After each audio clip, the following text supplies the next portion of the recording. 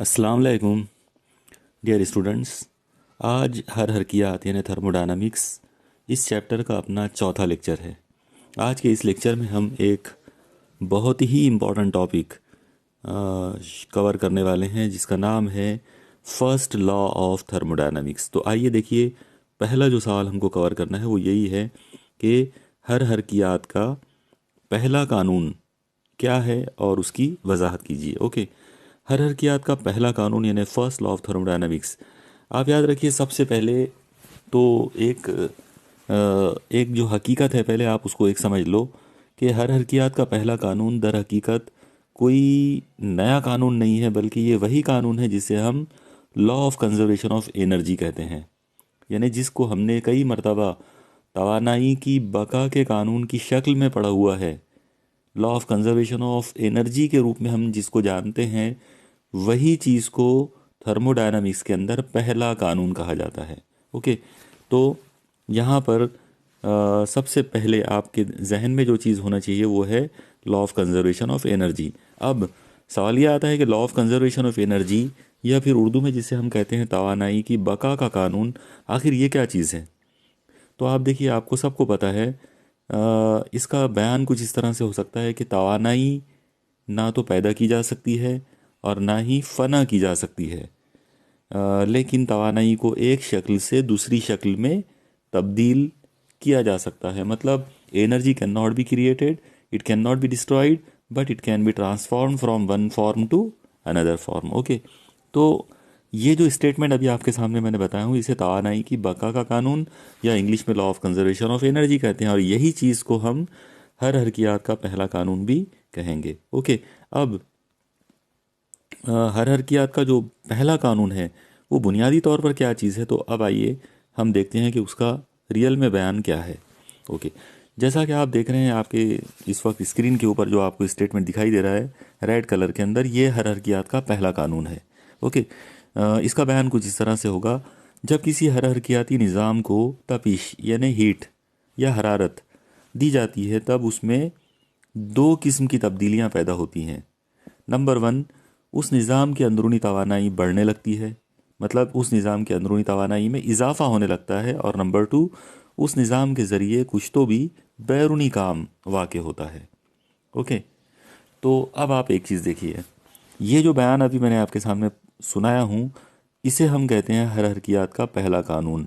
और ये बुनियादी तौर पर बेसिकली ये law of conservation of energy कैसे है। तो आप देखो, हमने एक हर हरकियाती निज़ाम लिए, उस हर हरकियाती निज़ाम को हमने एक एनर्जी दी है। जो एनर्जी हमने दी है एक्चुअली वो तपिश है, मतलब हरारत है। तो जब हम उसको तपिश देंगे तो उस तपिश की वजह से दो चीज़ें होंगी। सबसे पहले उस निज़ाम की अंदरूनी तवानाई बढ़ेगी। अंदरूनी तवानाई, इंटरनल एनर्जी, मतलब उसमें पाए जाने वाले सालमात की तवानाई बिल हरकत। तो आप देखो, आपने उसको तपिश की तवानाई दी है और वो तवानाई तब्दील हो गई है काय में, सालमात की तवानाई बिल हरकत में, जिसको हम लोग अंदरूनी तवानाई कहते हैं। तो ये पहली चीज़ हो गई। इसी तरीके से और एक चीज़ हुई कि इस निज़ाम के ज़रिए कुछ तो भी बैरूनी काम भी हुआ। आप याद रखिए, बैरूनी काम का मतलब होता है एक्सपांशन, फैलाव। यानी जिस निज़ाम की आप बात कर रहे हो, अगर वो मान लो कोई मिसाली गैस है, आइडियल गैस अगर है, जब आप उसको तपिश दोगे, हरारती तवानाई जब आप उसको दोगे, तो वो फैलेगी और वो बैरूनी काम करेगी। तो बैरूनी काम जो है वो भी तो तवानाई है। इसका मतलब ये हुआ कि आपने तपिश की तवानाई किसी निज़ाम को दिए और उस निज़ाम ने उस तवानाई को यूटिलाइज़ किया, उसको इस्तेमाल किया दो अलग अलग चीज़ों के लिए। नंबर वन, अंदरूनी तवानाई में इजाफे के लिए, और नंबर टू, बैरूनी काम के लिए। इसीलिए हम ये कहेंगे कि एक्चुअली ये जो जो कुछ भी हमने अभी बयान किए, ये बेसिकली कोई नई चीज़ नहीं है, बल्कि ये एक तवानाई की तब्दीली है दूसरी किस्म की तवानाइयों में। ओके, यानी तवानाई की एक शक्ल तवानाई की दूसरी शक्लों के अंदर तब्दील हो रही है। इसीलिए हम इस कानून को बुनियादी तौर पे law of conservation of energy कह सकते हैं। ये हमारा हर हरकियात का पहला कानून है। ओके, अब अगर इसको अलामतों में लिखना चाहें तो हम इसको ऐसे लिख सकते हैं, Q is equal to U plus delta W. आप देखो, यहाँ पर Q का मतलब है वो तपिश, वो हरारत या हीट एनर्जी जो हमने किसी निज़ाम को दिए। U जो है वो अंदरूनी तवानाई की अलामत है, यानी उस निज़ाम के अंदर जो अंदरूनी तवानाई होगी उसको हम यू से ज़ाहिर करेंगे। और डेल्टा डब्ल्यू जो है वो उस निज़ाम के ज़रिए होने वाला बैरूनी काम है। बैरूनी काम आम तौर पर उस गैस के फैलने की वजह से होता है। ओके, तो ये हो गया इसका एक तरीका। हम इसको एक और तरीके से लिख सकते हैं, और वो तरीका कुछ ऐसा होगा। आप देखो Q is equal to delta U plus W. यहाँ पर फिर से वही बात है कि Q का मतलब है दी जाने वाली, यानी निज़ाम को दी जाने वाली हरारत। इस मरतबा डेल्टा U का मतलब रहेगा अंदरूनी तवानाई में तब्दीली। ओके, प्लस W यहाँ पर किया गया काम है। यहाँ पर आप देखोगे डेल्टा जो है वो U के साथ लगा हुआ है। पहले वाले केस के अंदर वो W के साथ में था, यानी हम वहाँ पर हजम की तब्दीली को या काम की तब्दीली को हम देख रहे थे। यहाँ पर हम अंदरूनी तवानाई की तब्दीली देखेंगे और साथ में काम जो है उसको एक मुस्तकिल एनर्जी के तौर पर हम उसको लेंगे। ओके, तो ये है स्टेटमेंट हर हरकियात के पहले कानून का। आइए अब हम इसको इसका जो एक्सप्लेनेशन है, इसकी जो वजाहत है वो देखते हैं। जो इस वक्त आप इस फिगर में जो चीज़ आप देख रहे हो, आप देखो इस फिगर में आपको एक इस्तावाना दिखाया जा गया है। इस इस्तावाने में एक गैस है। हम यहाँ फ़र्ज़ करके चलेंगे कि वो जो गैस है वो एक आइडियल गैस है। ओके, और इस गैस को इस इस्तावाने पे रखने के लिए, मतलब उसको कैद रखने के लिए या उसको इसमें बरकरार रखने के लिए हम एक पिस्टन इसके ऊपर लगा देंगे। ओके, उर्दू में पिस्टन जो है उसको फिशारा कहते हैं। तो जो आप यहाँ पर ब्लैक कलर में जो चीज़ आप देख रहे हो ढक्कन के जैसी चीज़, मतलब यहाँ पे ये जो चीज़ है तो ये एक्चुअली फिशारा है, मतलब ये एक पिस्टन है। और इस पिस्टन के बारे में हम दो बातें फ़र्ज़ करेंगे। पहली बात ये है कि ये पिस्टन जो है ये वेटलेस है, मतलब बेवज़न है, यानी हम ये मान के चलेंगे कि इसका कोई वज़न नहीं है। ओके, और दूसरी हम ये भी एक चीज़ फ़र्ज़ करेंगे कि ये बेरगड़ है, मतलब ये फ्रिक्शन लेस है। फ्रिक्शन लेस का मतलब ये है कि इस तवाने में और इस पिस्टन के दरमियान किसी भी तरह की कोई रगड़ नहीं है। ओके, बग़ैर किसी रगड़ के ये पिस्टन अंदर बाहर जो है वो हरकत कर सकता है। ओके, अब आप देखिए, हम ये मानकर चलेंगे कि ये पिस्टन पहले इस मकाम पर था जो कि हमने डैश वाली लाइन से दिखाया है। ओके, इसका मतलब ये हुआ कि डैश वाली लाइन के नीचे जो गैस है वो उस गैस की इब्तदाई हालत है, और अगर वो इब्तदाई हालत है तो फिर उस वक्त का जो हजम होगा हम उसको इब्तदाई हजम कहेंगे। ओके, मतलब इनिशियल वॉल्यूम। तो उस गैस का, उस आइडियल गैस का जो इनिशियल वॉल्यूम है वो V1 है। अब सपोज करो आप कि इस गैस को हम Q तपिश देते हैं। यहाँ पर Q तपिश का मतलब है Q हीट एनर्जी, यानी हम उसको गर्म कर रहे हैं। इस एक तरह से आप ऐसा समझो, ये रेड कलर में जो आप देख रहे हो, तो रेड कलर में ये जो आपको एरो जैसी चीज़ जो नज़र आ रही है, तो आप ऐसा समझो कि यहाँ पर कोई बर्नर है और आपने उसमें एक आग लगाई हुई है, और उस आग के ज़रिए आप तपीश जो है वो इस गैस को दे रहे हो। तो जब आप इस गैस को हरारती तवा नहीं देंगे तो आप देखिए कि इस गैस में दो किस्म की तब्दीलियां आपको नज़र आएंगी। सबसे पहली तब्दीली आपको ये नज़र आएगी कि जो गैस जो तपिश आपने उसको दिए, उस तपिश का कुछ हिस्सा जो है वो इस गैस के दर्जे हरारत में इजाफे में इस्तेमाल होगा। मतलब ये गैस गर्म होना शुरू हो जाएगी। आप देखिए, बिल्कुल कॉमन सेंस, एकदम बिल्कुल आम फहम किस्म की बात है। जब आप किसी चीज़ को गर्म करते हैं तो वो गर्म होती है। तो जब आप इस गैस को हरारती तवा नहीं देंगे, मतलब जब आप उसको गर्म करोगे तो डेफिनेटली वो गर्म होगी और उसका दर्जा हरारत बढ़ेगा। दर्जा हरारत के बढ़ने को ही हम कहते हैं कि उसकी अंदरूनी तवानाई में इजाफा हो रहा है। ओके, मतलब ये कि जब आप इस गैस को तपिश देंगे, हरारती तवा नहीं देंगे, तो पहला काम जो उसके अंदर होगा वो ये है कि उस गैस का दर्जा हरारत बढ़ेगा, मतलब उसके अंदरूनी तवानाई में इजाफा होगा। ओके, अब दूसरी जो बात है वो ये है कि ये जो गैस है ये गर्म होकर फैलना शुरू करेगी, इसमें एक्सपांशन भी होगा। अगर ये गैस फैलती है तो ये इसके फैलाव को, वो जो फिशारा है, वो जो पिस्टन लगा हुआ है, वो इस फैलाव को रोक नहीं पाएगा, क्योंकि वो फ्रिक्शन लेस है, वो वेटलेस है। तो हमको वो फौरन ऐसे ऊपर जाते हुए नज़र आएगा। ओके, मान लो वो कुछ पर्टिकुलर टाइम पर वहाँ पहुँच गया है जहाँ अभी नज़र आ रहा है। तो इसका मतलब ये हुआ कि उस फिशारे की मौजूदा जो पोजीशन है उसके नीचे जो गैस है, उस गैस का जो हजम V2 है वो उसका इंतहाई हजम है, वो उसका फाइनल वॉल्यूम है। इसका मतलब ये हुआ कि जब आप किसी गैस को गर्म करते हैं तो उसके हजम में इजाफा होता है। पहले उसका हजम V1 होता है, बाद में फैल कर उसका हजम जो है वो V2 हो जाता है। इसका मतलब ये हुआ कि इस गैस ने यहाँ पर कुछ तो भी काम किया है। ओके, कुछ तो भी बैरूनी काम किया है। यानी पिस्टन के ऊपर उठने को हम ये कहेंगे कि गैस के ज़रिए यहाँ पर उस पिस्टन पर कुछ काम किया गया है। ओके, तो क्लियर हो जाता है इस तजुर्बे से, एक चीज़ क्लियर हो जाती है कि जब आप उसको क्यू हरारती तवानाई देंगे तो उसके दर्जे हरारत में इजाफा होगा, यानी अंदरूनी तवानाई बढ़ेगी, और उसके हजम में इजाफा होगा, मतलब उसके ज़रिए किया गया कुछ तो भी बैरूनी काम होगा। ओके, और अगर हम इन दो बातों को मिक्स करें, यानी ये पूरी जो कहानी मैंने अभी आपको सुनाया, इस कहानी में अगर हम एक फार्मूला बनाने की कोशिश करें तो हमको फार्मूला मिलेगा कि heat energy supply to the system is equal to increase in internal energy plus external work done by the gas. Okay, यानी हीट एनर्जी जो सप्लाई की है हमने, जो हरारती तवानाई या तपिश जो हमने निज़ाम को दिए, उसके ज़रिए पहला काम हुआ कि उसके अंदरूनी तवानाई में इजाफा हुआ, प्लस उसके बैरूनी काम उसके ज़रिए बैरूनी काम हुआ। ओके, तो ये था मामला इस तजुर्बे का। अब अगर इसको हम अलामतों में ज़ाहिर करें तो हम इसको लिख सकते हैं Q is equal to delta U plus delta W. यहाँ पर आप देखो, डेल्टा यू का मतलब है अंदरूनी तवानाई में तब्दीली, और डेल्टा डब्ल्यू का मतलब है बैरूनी काम में तब्दीली, या बैरूनी काम के ज़रिए जो हजम में तब्दीली हो रही है, हम उसको डेल्टा से रिप्रेजेंट कर रहे हैं। ओके, ये हो गया हरकियात के पहले कानून का। समझ लो कि एक तरह का ये उसकी मसावात, या ये उसकी एक उसका अलामती इजहार हो गया। ओके, तो ये फार्मूला आप याद रखिए, Q is equal to delta U plus delta W. अगर आपको अंदरूनी तवानाई में तब्दीली नहीं दिखाना है तो आप सिर्फ U लिख सकते हैं, और अगर आपको काम में तब्दीली नहीं दिखाना है तो आप डेल्टा डब्ल्यू की जगह पर W ले सकते हैं, जैसा कि मैंने आपको शुरू में बताया था। ओके, चलिए अब हम यहाँ पर एक और पॉइंट जो है उसको नोट करते हैं। आप देखिए, जैसा कि अभी हमने देखा कि जब हमने उस गैस को गर्म किया तो वो फैलने शुरू हुई, और उसने फिशारे को, यानी उस पिस्टन को ऊपर उठाना शुरू किया।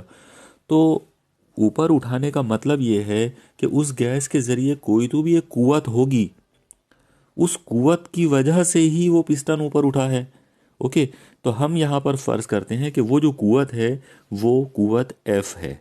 ओके, और अगर मान लो उस फिशारे का या उस पिस्टन का रकबा अगर A है, तो इसका मतलब ये होगा कि उस पिस्टन पर अमल करने वाला जो दबाव है, यानी गैस के ज़रिए अमल करने वाला जो दबाव है, वो होगा P is equal to F upon A। आप याद रखो, दबाव की जो तारीफ़ है वो होती है इकाई रकबे पर अमल करने वाली कुव्वत, या कुव्वत और रकबे का तनासुब जो है वो दबाव कहलाता है।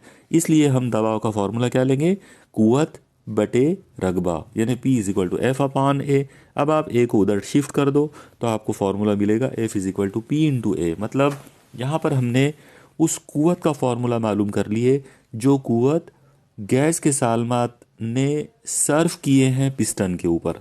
ओके, यानी ये जो फार्मूला आपको नज़र आ रहा है अभी, बेसिकली ये फार्मूला उस कुव्वत का है जो गैस के सालमात ने पिस्टन पर अमल किया। ओके, अब आप एक काम कर कीजिए, फ़र्ज़ करते हैं कि उस गैस के जो सालमात हैं उनके ज़रिए जब पिस्टन ऊपर उठना शुरू हुआ तो उसके ज़रिए ऊपर जो उसका जो हटाव या जो डिस्प्लेसमेंट उसका हुआ, मान लो कि वो dx है।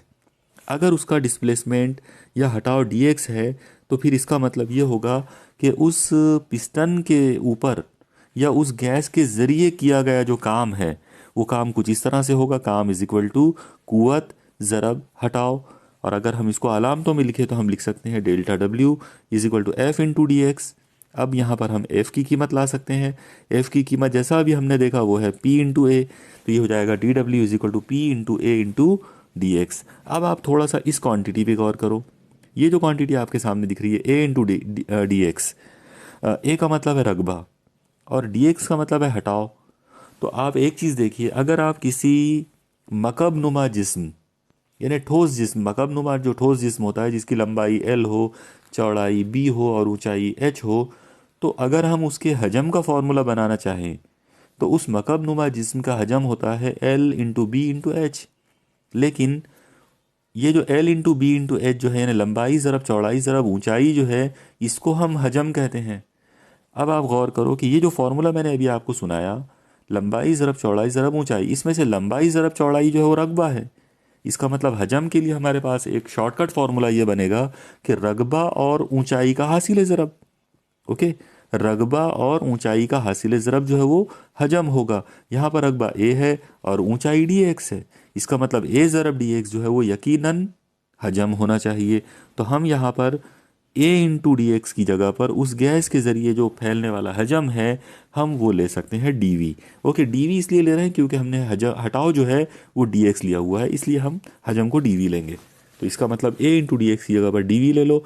जब आप ये चीज़ ऊपर के फॉर्मूले में रखेंगे तो आपको मिलेगा D W is equal to P into D V. Okay, याद रखिए डी डब्ल्यू का मतलब है बहुत छोटा सा काम, पी का मतलब है अमल करने वाला दबाव, और डी वी का मतलब है होने वाला बहुत छोटा सा इजाफा, यानी हजम में होने वाला छोटा सा इजाफा। ओके, चलिए अब इसके दोनों तरफेन को हम इंटीग्रेट करते हैं।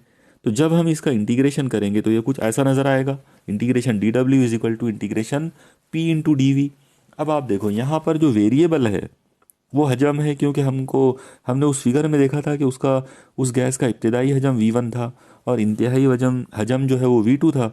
इसका मतलब हम इंटीग्रेशन की लिमिट्स लगा सकते हैं।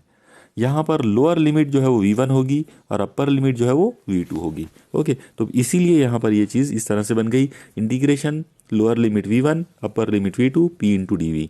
ओके, अब आप P क्योंकि कांस्टेंट है इसलिए उसको बाहर कर सकते हैं, तो ये हो जाएगा W is equal to P integration V1 to V2 into D V. लेकिन इंटीग्रेशन डी वी का आंसर तो V होगा, और फिर जब हम V की जगह पर लिमिट्स रखेंगे तो पहले अपर लिमिट माइनस करके लोअर लिमिट, तो फॉर्मूला बनेगा W is equal to P in bracket V2 minus V1। याद रखो V2 का मतलब है फाइनल वॉल्यूम और V1 का मतलब है इनिशियल वॉल्यूम, यानी इब्तदाई हजम V1 है और इंतहाई हजम V2 है। तो ये फॉर्मूला हमारे पास आ गया काम का। तो ये आप याद रखिए कि जब किसी गैस को हीट एनर्जी देते हैं और उसकी हीट एनर्जी की वजह से अगर वो फैलती है, तो उस फैलाव के ज़रिए, उस फैलने के ज़रिए यानी हजम के बढ़ने की वजह से जो काम है वो फॉर्मूला हमेशा ये होगा, W is equal to P into delta V या P into V2 minus V1। ओके, मुझे उम्मीद है आपको ये समझ में आ गया होगा। तो अब ये फॉर्मूला हमारे पास आ गया किए गए काम का। तो इसका मतलब ये हुआ कि अगर हम W की ये कीमत ऊपर के फॉर्मूले में अगर रख देते हैं, ऊपर का फॉर्मूला मतलब ये वाला फॉर्मूला, तो हमको फॉर्मूला कुछ इस तरह से मिलेगा, Q is equal to U plus ये जो डेल्टा W है इसकी जगह पर हम ले सकते हैं P इन bracket V2 minus V1। Okay, तो ये हमारा हरकियात का पहला कानून होगा। ओके, चलिए अब इसी कानून से रिलेटेड हम कुछ इंपॉर्टेंट पॉइंट्स जो है वो डिस्कस करते हैं। पहला जो नोट हमको यहाँ पे नज़र आ रहा है वो है अंदरूनी तवानाई और काम का दरमियानी ताल्लुक, यानी relation between internal energy and work. यानी अब हमको ये देखना है कि अंदरूनी तवानाई में और बैरूनी काम के दरमियान आपस में क्या ताल्लुक, क्या रिश्ता हो सकता है। ओके, तो देखिए सबसे पहली जो चीज़ है वो ये है कि मान लो हमने किसी निज़ाम को हरारती तवानाई यानी तपिश दिए और उस तपिश के ज़रिए उसके अंदर बैरूनी काम जो है वाक़े नहीं हुआ, मान लो ऐसा। ओके, फ़र्ज़ कर रहे हैं हम लोग इस पहले पॉइंट को समझने के लिए कि आपने किसी निज़ाम को हरारती तवानाई दी है लेकिन उसके ज़रिए कोई बैरूनी काम नहीं हुआ। अगर बैरूनी काम नहीं हुआ तो हम ये बोलेंगे कि डेल्टा W ज़ीरो है।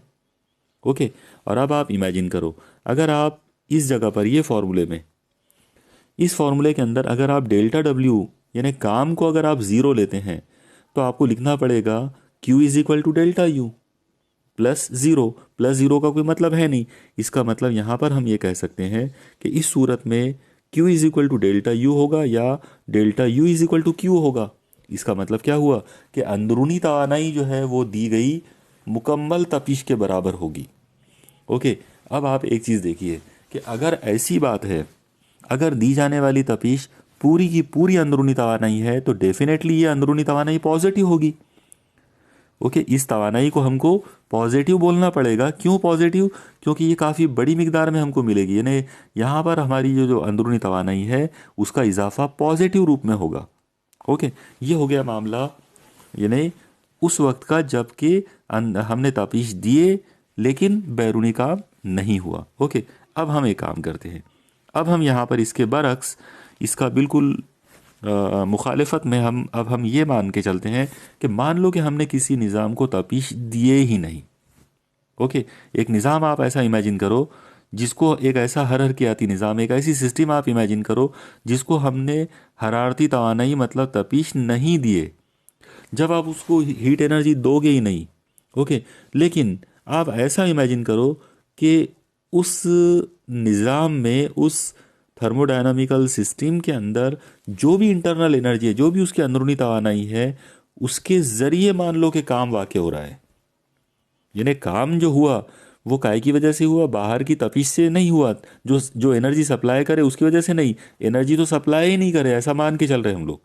ओके, लेकिन फिर भी जो अंदरूनी तवानाई उसके ज़रिए मान लो कि काम हो रहा है, तो होगा ये कि उस निज़ाम की जो अंदरूनी तवानाई है उसके ज़रिए वो गैस फैलने लगेगी। और अगर उस गैस का फैलाव अगर होता है, अगर उसके ज़रिए बैरूनी काम होने लगता है, तो एक ख़ास बात यह होगी कि जितनी अंदरूनी तवानाई को आप यूज़ करोगे उतना ज़्यादा काम होगा। तो और काम जैसे जैसे बढ़ेगा वैसे वैसे अंदरूनी तवानाई कम होती जाएगी। इसका मतलब ये हुआ कि अंदरूनी तवानाई का बैरूनी काम के साथ रिश्ता माकूस तनासुब वाला है, या माकूस नोयत वाला है, या एक दूसरे के ये लोग मनाफी हैं। ओके, मतलब अंदरूनी तवानाई और बैरूनी काम दोनों एक दूसरे के निगेटिव हैं। कैसे निगेटिव है? जब आप अंदरूनी तवानाई को कम करोगे तो बैरूनी काम बढ़ेगा, और अगर आप अंदरूनी तवानाई को कम करते हैं, मतलब अंदरूनी तवानाई को अगर आप बढ़ाते हैं तो बैरूनी काम कम होगा। मतलब इंटरनल एनर्जी अगर कम होगी तो एक्सटर्नल वर्क बढ़ेगा। इसका मतलब ये दोनों एक दूसरे के मनाफी हैं, एक दूसरे के निगेटिव हैं। इसलिए हम ये कह सकते हैं कि अगर बैरूनी काम मुस्बित हुआ तो अंदरूनी तवानाई मनफी होगी, और अगर अंदरूनी तवानाई मुस्बित लेते हैं तो बैरूनी काम मनफी होगा। यहाँ पर ये जुमला रिपीट हो गया है। आप इसको ऐसे इमेजिन करो कि अगर बैरूनी काम मुस्बित हो तो अंदरूनी तवानाई मनफी होगी, और अगर अंदरूनी, हाँ बिल्कुल सही है, और अगर अंदरूनी तवानाई मुस्बित होती है तो बैरूनी काम मनफी होगा, यानी एक दूसरे के ये मनाफी होंगे। ठीक है, तो इसी चीज़ को हम यहाँ पर ऐसे कह सकते हैं, delta U is equal to minus W.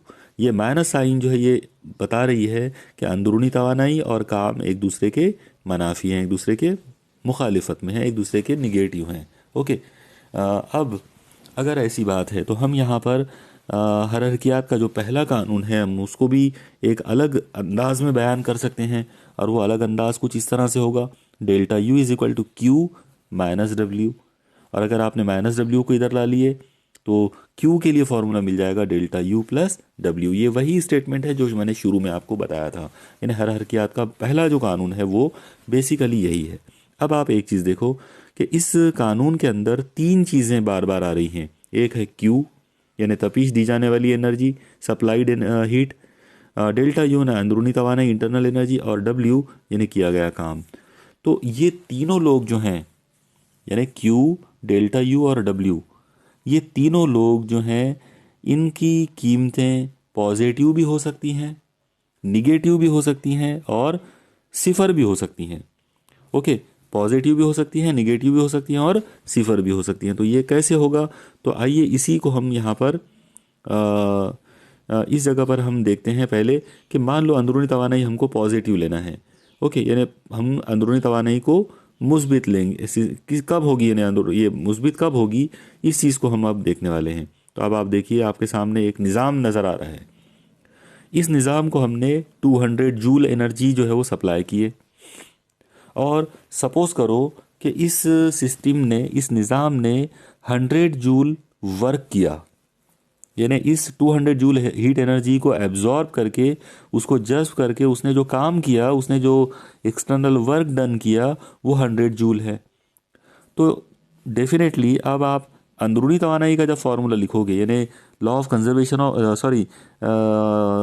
First law of thermodynamics को जब आप यूज़ करोगे तो वो क्या हो जाएगा, delta U is equal to Q minus W. अब आप देखो क्यू की कीमत है 200 और डब्ल्यू की कीमत है 100, तो 200 माइनस 100 मतलब प्लस 100, तो इसका मतलब delta U is equal to कितना आ गया, प्लस 100 जूल। तो इसका मतलब ये हुआ कि इस पर्टिकुलर कंडीशन के अंदर जो अंदरूनी तवानाई है उसका जो इजाफा है वो पॉजिटिव हो रहा है, तवानाई यहाँ पे बढ़ रही है। आइए अब हम दूसरा केस देखते हैं जिसमें अंदरूनी तवानाई को हमको मनफी बताना है, यानी मनफी कब, अंदरूनी तवानाई कब मनफी होगी। तो देखिए उसके लिए हम यहाँ पर ये इस तरह का एक निज़ाम ले लेते हैं। अब आप देखो ये एक ऐसा हरहरकियाती निज़ाम है जिसको -200 जूल हरारती तवानाई दी गई। अब यहाँ पर आप सोच रहे होंगे कि हरारती तवानाई या तपिश निगेटिव दे रहे हैं। एक्चुअली ये बोलने का एक तरीका है, हकीकत यह है कि हमने यहाँ पर निज़ाम में से हरारती तवानाई निकाले, यानी हम ये मान रहे हैं प्रैक्टिकली या अमली तौर पर हम ये कहेंगे कि इस निज़ाम में से 200 जूल हीट एनर्जी को निकाला गया। जब आप इसमें से 200 हीट एनर्जी को निकालोगे और इसके निकालने के दौरान अगर किया गया जो एक्सटर्नल वर्क डन है, मान लो कि वो -100 जूल है। अब एक्सटर्नल वर्क डन अगर -100 जूल है, इस बात का मतलब यह है कि वो जो गैस है वो फैल नहीं रही है बल्कि उसका हजम वो कम हो रही है, वो सिकुड़ रही है। ओके, तो जब आप उस निज़ाम में से हरारती तवानाई निकालेंगे तो उसका जो वर्क डन है वो निगेटिव आएगा। ओके, अब आप इस सूरत में फर्स्ट लॉ ऑफ थर्मोडायनामिक्स का फॉर्मूला याद करो, delta U is equal to Q minus W. अब यहाँ पर क्यू की वैल्यू है -200, इसके बाद आएगा माइनस और डब्ल्यू की वैल्यू है -100, तो वो हो जाएगा -200 माइनस माइनस प्लस 100, यानी -200 प्लस 100। जाहिर है इसको जब आप सॉल्व करेंगे इसका आंसर आएगा -100 जूल। तो -100 जूल आ गई है अंदरूनी तवानाई। इसका मतलब ये हुआ कि इस पर्टिकुलर केस में इस हरहरकियाती निज़ाम की जो अंदरूनी तवानाई है वो मनफी आएगी, वो निगेटिव आएगी। तो इस तरह से ये चीज़ साबित हो रही है कि अंदरूनी तवानाई कैन बी निगेटिव, यानी अंदरूनी तवानाई पॉजिटिव भी हो सकती है और वो निगेटिव भी हो सकती है। ओके, क्या वो ज़ीरो भी हो सकती है? तो डेफिनेटली हो सकती है। आइए देखते हैं उसका तीसरा केस, क्या अंदरूनी तवानाई का सिफर होना। अब आप यहाँ पर देखिए, आपने इस मर्तबा एक ऐसा हरहरकियाती निज़ाम लिए जिसमें से 200 जूल एनर्जी निकाली गई। ओके, 200 जूल इसमें से हरारती तवानाई अगर आप इसमें से निकालते हैं और ये मान के चलो कि इसके ज़रिए जो किया गया काम है वो 200 जूल है, तो इसका मतलब ये हुआ कि जो हरारती तवानाई है वो पूरी की पूरी तवानाई कायमी इस्तेमाल हो गई है बैरूनी काम के अंदर, यानी क्यू भी 200 है और डब्ल्यू भी 200 है। तो अगर आप यहाँ पर हरहरकियात का पहला कानून अगर आप इस्तेमाल करोगे तो वो आ जाएगा delta U is equal to Q minus W. अब आप गौर करो, Q की वैल्यू 200 है, W की वैल्यू भी 200 है, इसका मतलब हो जाएगा 200 माइनस 200, इसका मतलब फाइनल आंसर आएगा 0। ओके, यहाँ पर एक छोटा सा एक कन्फ्यूजन मैं आपका दूर करना चाहूँगा। मान लो कि जैसा पिछला केस था वैसे उस रूप में अगर हम बात करें कि मान लो कि हरारती तवानाई यहाँ पे निज़ाम से निकाल रहे हैं तो उसको निगेटिव लेना चाहिए, तो चलो ठीक है, कोई प्रॉब्लम नहीं है, हम उसको निगेटिव ले लेंगे। तो अगर हमने Q को -200 जूल लिया तो हमको W को -200 जूल लेना पड़ेगा। ओके, क्योंकि जो काम है वो भी तो निगेटिव सेंस में हुआ, क्योंकि वो गैस तवानाई निकालने पर वो जो गैस है वो सिकुड़ेगी, उसका हजम कम होगा, तो W जो है वो तो निगेटिव जाएगा। इसका मतलब अगर हम Q को -200 लेते हैं तो W को भी -200 लेना पड़ेगा। ओके, और अब आप फिर से ये फार्मूला यूज़ करो, ये जो फार्मूला है delta U is equal to Q minus W, इसमें Q की जगह पर आप लेंगे -200 और W की जगह पर लेंगे -200, तो हो जाएगा -200 और माइनस माइनस प्लस 200। तो एक टर्म -200 आ गई, एक टर्म +200 आ गई, जाहिर है टोटल मिलाकर 0 हो जाएगा। इसका मतलब change in internal energy will be 0, यानी इस पर्टिकुलर निज़ाम की जो अंदरूनी तवानाई है वो 0 रहेगी, यानी ना तो वो पॉजिटिव होगी और ना ही वो नेगेटिव होगी। ओके, मुझे उम्मीद है आपको ये तीनों जो केसेस हैं ये समझ में आ गए होंगे। चलिए अब हम चलते हैं आज के अपने अगले सवाल के ऊपर। हमारा अगला जो सवाल है वो है दर्ज झैल इस्तिलाहात की वजाहत कीजिए। पहला पॉइंट है तशदीदी खुसूसियात और दूसरा है तौसीई खुसूसियात। अब देखिए तशदीदी खुसूसियात, जैसा नाम से समझ में आ रहा है यहाँ पे कहीं तो भी हम तशद्दुद की या शिद्दत की बात कर रहे हैं, और आमतौर पर शिद्दत या हिद्दत जो है उसके लिए वर्ड इंटेंसिव यूज़ होता है। मतलब तशदीदी खुसूसियात जो है इनको हम इंग्लिश में इंटेंसिव प्रॉपर्टीज़ कहेंगे, और तौसीई खुसूसियात जो हैं तो तशदीदी खुसूसियात जो है इसे हम इंटेंसिव प्रॉपर्टीज़ कहेंगे, और तौसीई खुसूसियात जो है इसे हम एक्सटेंसिव खुसूसियात कहेंगे। आइए हम देखते हैं कि इनकी तारीफ़ें और इनकी दीगर वजाहत क्या है। सबसे पहले तशदीदी खुसूसियात या इंटेंसिव प्रॉपर्टीज़। अब देखिए इसकी तारीफ़ बहुत ही आसान है। हर हरकियाती निज़ाम की वो तमाम खुसूसियात जो उस निज़ाम की साइज़ पर, मतलब उसकी जसामत पर मुनहसिर नहीं होती हैं, उनको तशदीदी खुसूसियात कहा जाता है। यानी इंटेंसिव प्रॉपर्टीज़ ऐसी प्रॉपर्टीज़ हैं जो हर हरकियाती निज़ाम की साइज़ पर, यानी उसकी जसामत पर डिपेंड नहीं होती। ओके, अब जसामत पर या साइज़ पर डिपेंड नहीं होने का मतलब क्या है? तो आप देखिए, अगर आपने मान लीजिए कि आपने एक गिलास में पानी लिए और आपने उस पानी की कसाफत नोट डाउन किए। अब आप उसी पानी को एक बकेट में लो, और बकेट में लेने के बाद अब आप उसकी कसाफत मालूम करो। आप देखेंगे कि गिलास में छोटी सी मिकदार में जो पानी है उसकी कसाफत और बड़ी सी बकेट के अंदर जो बहुत बड़ी मिकदार में जो पानी है उसकी कसाफत बिल्कुल सेम आएगी। ओके, इसी तरह से अगर आप एक गिलास पानी का दर्जा हरारत नोट करो और फिर उसी पानी को आप, यानी उसी टाइप का जो पानी है उसको आप एक बकेट में लो बड़े पैमाने पर, और अब उसका टेम्परेचर नोट डाउन करो। आप देखेंगे उन दोनों का टेम्परेचर सेम आएगा। तो एक चीज़ यहाँ ये समझ में आ रही है कि कसाफत, दर्जा हरारत, ये कुछ ऐसी खुसूसियात हैं जिनका उसकी साइज़ से लेना देना नहीं है। अगर वो चीज़ कम है, यानी अगर साइज़ कम है तो भी ये जो खुसूसियात हैं ये बदलेंगी नहीं, बल्कि ये वही वैल्यूज़ पर रहेंगी।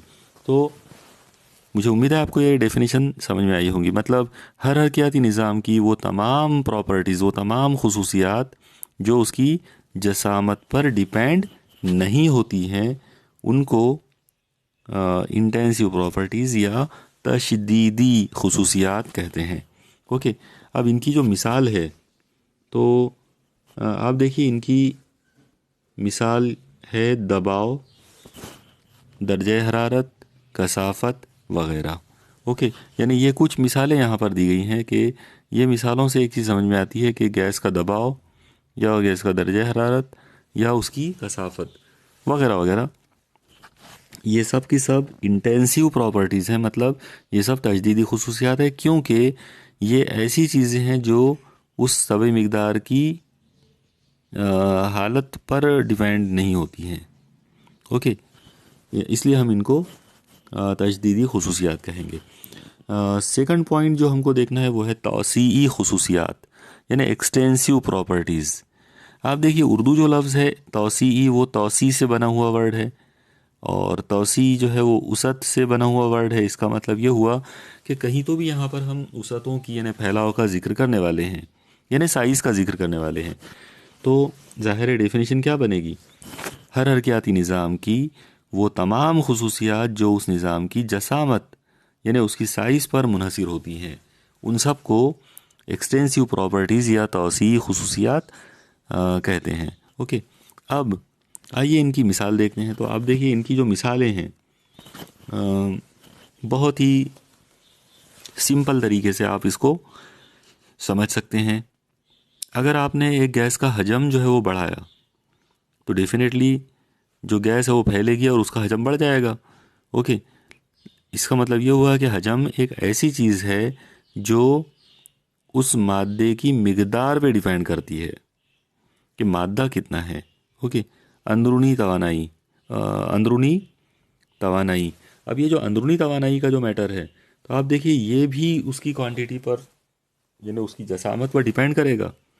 अगर जसामत कम है तो उसमें सालमात कम होंगे, और अगर सालमात कम होंगे तो उनकी तवानाई बिल हरकत जो है वो एक दूसरे से टकराने की वो कम पड़ जाएगी। इसका मतलब ये हुआ कि अंदरूनी तवानाई जो है वो भी एक जसामत पर डिपेंड होने वाली एक तबई मिकदार है, इसलिए हम उसको भी एक्सटेंसिव प्रॉपर्टी में लेंगे, यानी तौसीई खुसूसियात में।